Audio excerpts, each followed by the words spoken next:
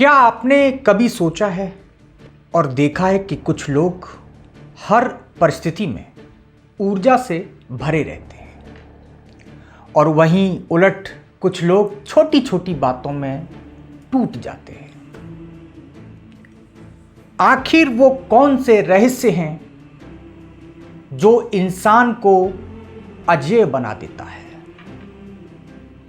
आज इसी ऊर्जा सत्र में हम उन्हीं रहस्यों की बात करेंगे, उन स्रोतों की बात करेंगे जो हमारे जीवन की ऊर्जा और ऊर्जा से भर सकते हैं और हमें प्रेरित कर सकते हैं। उदाहरण के तौर पर भगवान श्री कृष्ण की अटूट ऊर्जा का रहस्य अगर आप समझ जाएंगे तो जीवन में कभी भी आप टूट नहीं पाएंगे। कोई भी परिस्थिति आपको हिला नहीं सकती। महाभारत आपने पढ़ी, आपने देखी और उसके बाद यदि आप ये निष्कर्ष निकालते हैं कि महाभारत का युद्ध, मैं यहां ये कहता हूं कि महाभारत केवल एक युद्ध की कथा नहीं है, बल्कि ये ऊर्जा, प्रेरणा और मनोबल का विज्ञान भी है। क्योंकि मैं हमेशा आध्यात्म को विज्ञान से जोड़ने का काम करता हूं। विज्ञान हमारे जीवन में बेहद जरूरी है, जिस प्रकार धर्म और आध्यात्म है।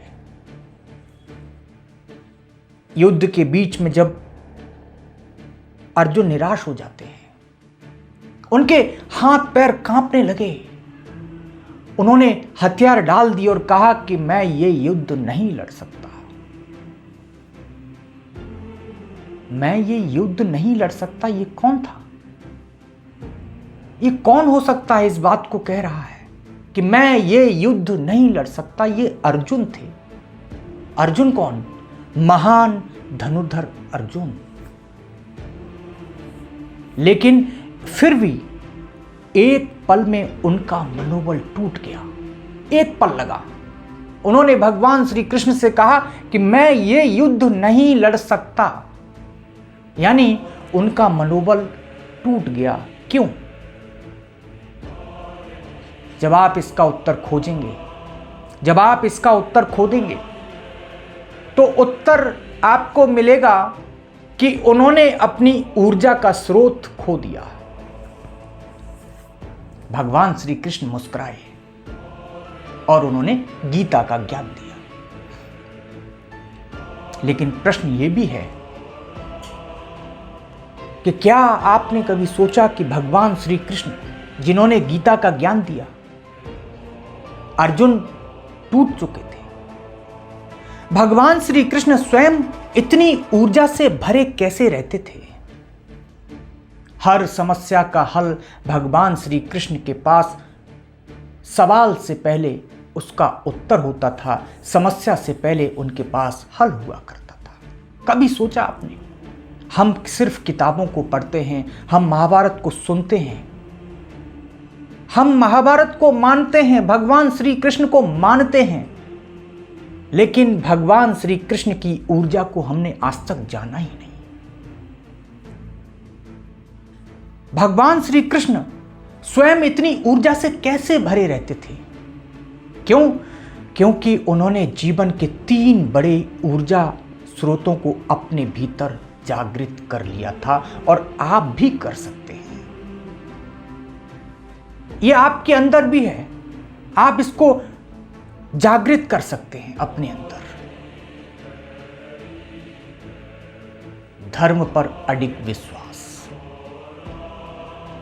धर्म क्या है? जो सत्य के साथ खड़ा होता है। सत्य ही धर्म है। और भगवान श्री कृष्ण जानते थे कि भले ही पांडवों की संख्या कम हो, मैं उनकी तरफ से लड़ रहा हूं, इसलिए लड़ रहा हूं क्योंकि वो सत्य के साथ खड़े हैं। और जो सत्य के साथ खड़ा होता है वो कभी कमजोर होता ही नहीं। पहला स्रोत, यदि आपके जीवन में कभी कोई ऐसे मौके आए जहां पर आपको असत्य के साथ खड़े होकर आप करोड़ों रुपए कमाने का आपको मौका मिले तो आप एक पल को मत सोचिएगा, आप सत्य के साथ खड़े होइएगा। दूसरा स्रोत है सर्वस्व समर्पण।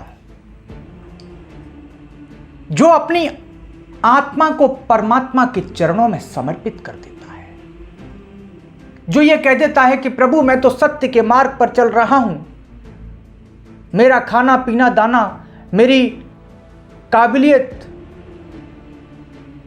और मेरी सफलता मैं आपके चरणों में समर्पित कर देता हूं, आप जानिए। इतना करके देखिए, मुश्किलें आएंगी, क्योंकि परमात्मा को जानना और परमात्मा को मानने में अंतर है।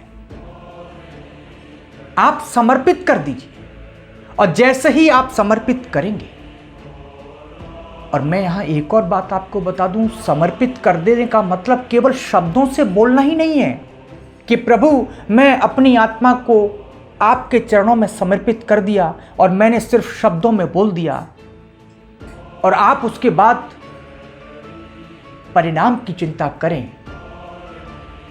तो केवल शब्दों में नहीं बोलना है।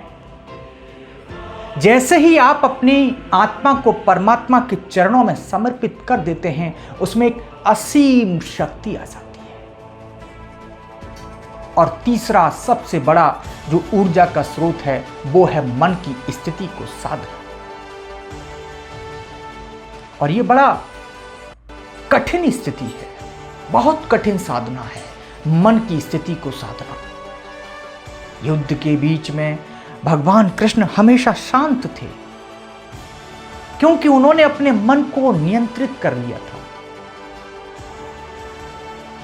अब सोचिए, अगर हम अपने जीवन में इन 3 बातों को अपना लें, तो क्या हमारी ऊर्जा कभी खत्म होगी? कभी खत्म नहीं। एक और छोटा सा उदाहरण, जिससे कि आप और कनेक्ट हो पाएंगे। माता पिता की ऊर्जा और संतान का भविष्य। इस उदाहरण को मैं कहानी के रूप में आपको बता देता हूं। गांव में एक किसान रहता था। वो बहुत मेहनती था, लेकिन हमेशा निराश रहता था। कभी कभार ऐसा होता है कि जो व्यक्ति बहुत मेहनत करता है, निराश रहता है वो व्यक्ति। लेकिन उस किसान का बेटा बहुत होशियार था, लेकिन पिता की नकारात्मक ऊर्जा उसे कमजोर बना रही थी। हर दिन पिता कहता था कि बेटा हम तो गरीब हैं, हमारी किस्मत खराब है, हम आगे नहीं बढ़ सकते। वो लड़का धीरे धीरे उन बातों को मानने लगा। उसके अंदर की ऊर्जा बिल्कुल खत्म हो गई। एक दिन गांव में एक संत आए। उन्होंने किसान से कहा कि तुम्हारी सबसे बड़ी गलती ये नहीं है कि तुम गरीब हो, बल्कि यह है कि तुम अपने बेटे को भी वही सोचने पर मजबूर कर रहे हो। यह सुनकर किसान की आंखें खुल गई। उसने निश्चय किया कि वह अपने बेटे को केवल सकारात्मक बातें ही बताएगा। उसने कहा कि बेटा, हम मेहनत करेंगे, हम और मेहनत करेंगे, हम सफल होंगे। जब ये बात बेटे को पता चली कि मेरे पिताजी के अंदर से सकारात्मक भावनाएं मेरे प्रति निकल रही हैं, तो देखते देखते बेटा बड़ा होकर एक बड़ा व्यापारी बन गया। अब सोचिए, केवल शब्दों से जीवन बदल सकता है। हमारे माता पिता जो हमें ऊर्जा देते हैं, वही हमारे भविष्य को बनाती है। अगर आपको बचपन में गलत बातें सिखाई गई, तो क्या आप उन्हें बदल सकते हैं? बिल्कुल बदल सकते हैं। मानना न मानना यह आपके हाथ में है। मैं वैज्ञानिक दृष्टिकोण से भी कुछ आपको समझाना चाहता हूं कि ऊर्जा कहां से आती है। हम तो कहते हैं, बचपन से लेकर अब तक विज्ञान को जब पढ़ा, तो ऊर्जा को तो न तो उत्पन्न किया जा सकता है, न नष्ट किया जा सकता है, एक रूप से दूसरे रूप में परिवर्तन किया जा सकता है। फिजिक्स में हम लोगों ने पढ़ा था। अब हम विज्ञान की बात करते हैं। क्या आपने सुना है कि हमारे विचार भी एक ऊर्जा है, बल्कि इसे वैज्ञानिकों ने साबित भी किया है। जब हम सोचते हैं तो हमारे दिमाग में न्यूरॉन सक्रिय होते हैं, और जब न्यूरॉन सक्रिय होंगे तो ऊर्जा उत्पन्न होती है। अगर हम नकारात्मक सोचें तो हमारी ऊर्जा नीचे गिर जाती है, और अगर हम सकारात्मक सोचें तो हमारी ऊर्जा ऊपर की तरफ बढ़ जाती है। इसीलिए जब कोई ये कहता है कि मैं कुछ नहीं कर सकता, तो ये सोच उसके शरीर में नकारात्मक ऊर्जा भर देती है। लेकिन वहीं पलट कर अगर कोई ये कहता है कि मैं असंभव को भी संभव करने का प्रयास कर सकता हूं, तो उसकी ऊर्जा असीम हो जाती है। अब आप मुझे बताइए कि आप अपनी ऊर्जा को कैसे इस्तेमाल करना चाहेंगे। और मैं आपको यह भी बता दूं कि जो आपके अंदर ऊर्जा है उसको बढ़ाने के शक्तिशाली उपाय क्या हैं। वो अपनी ऊर्जा को बढ़ाने के लिए हमें क्या करना चाहिए। और मैं आपको बता दूं, ये कोई साधारण उपाय नहीं है जो मैं आपको बताने वाला हूं, ये जीवन बदल देने वाले उपाय हैं। मैं जो अनुभव करता हूं वो ये है कि स्मरण विधि, यानी आप जिस भी भगवान परमात्मा को मानते हैं, आप भगवान राम को मानते हैं, कृष्ण को मानते हैं, शिव को मानते हैं, किसी भी भगवान को मानते हैं, परमात्मा को मानते हैं, जब भी निराश हों आप अपने भगवान का स्मरण करें, नाम लें।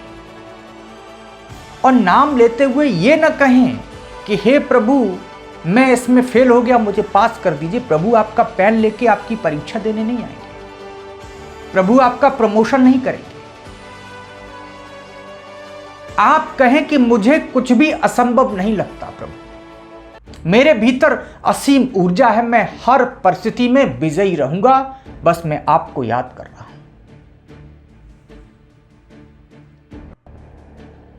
दूसरा उपाय यह है कि अपने शरीर को ऊर्जा से भरें। और ऊर्जा से भरने के जो तरीके हैं वो हैं मेडिटेशन, ध्यान, साधना। शरीर की ऊर्जा को बढ़ाने के लिए प्रतिदिन व्यायाम करें, योग करें, ध्यान करें, सुबह सूरज की पहली किरण को प्रणाम करें, देखें। तीसरा तरीका और सबसे सटीक तरीका, असरदार तरीका, यदि आपने मान लिया तो जीवन आपका बदल जाएगा, वो यह है कि सकारात्मक शब्दों का प्रयोग करें। मैं बहुत दुर्भाग्यशाली हूं, ये कहना कभी कभी भी मत कहें, इसको छोड़ दीजिए। आप कहें कि मैं अपनी तकदीर खुद बनाऊंगा। लोग कहते हैं फोन पर कि मेरे पास कुछ नहीं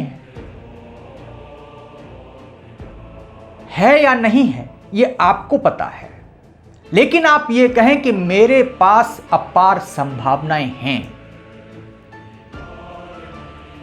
चौथा सबसे बड़ा सकारात्मक संदेश, ऊर्जा देने वाले लोगों के साथ रहें। अगर आप हर समय नकारात्मक लोगों के साथ रहेंगे तो आपकी ऊर्जा गिर जाएगी, स्वाभाविक है। इसलिए उन्हीं लोगों के साथ रहें जो आपको प्रेरित करें, और उनके साथ रहने से यदि आपके भीतर की ऊर्जा जागृत होती है तो आज से एक नई शुरुआत करें। अपने भीतर भगवान कृष्ण की ऊर्जा को जगाएं, अपने विचारों को शक्तिशाली बनाएं, अपने शब्दों को सकारात्मक बनाएं और अपनी ऊर्जा को सही दिशा में लगाएं। क्योंकि जिसने अपनी ऊर्जा पर काबू पा लिया, मैं दावे के साथ कह सकता हूं कि उसे सफल होने से कोई रोक नहीं सकता। मिलते हैं अगले ऊर्जा सत्र में, तब तक के लिए बहुत बहुत धन्यवाद। शुक्रिया।